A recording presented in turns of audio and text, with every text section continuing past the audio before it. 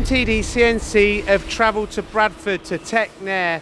Now we've come to discuss the Star SR20J Type C. Now, Steve, when did you purchase this machine?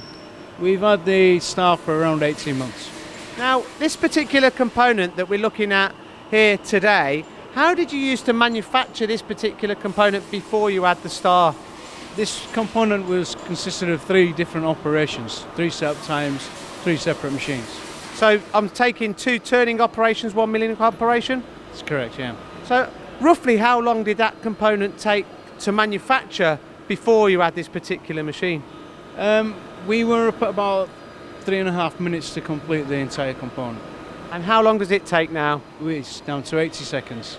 So you've saved a lot of time, but you've also saved handling time and setup time and potentially scrapping the part, is that correct? Well, on the Star you remove the operator from the process. We load bars into it and it conveyor belt brings out components at the other end, so there's not much room for error. Now, in regards to the machine, obviously you're manufacturing this in high volume.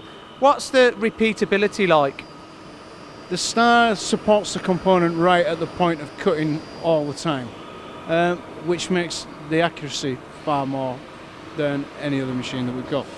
And in regards to the programming of this machine, how simple is it to program with the milling functionality?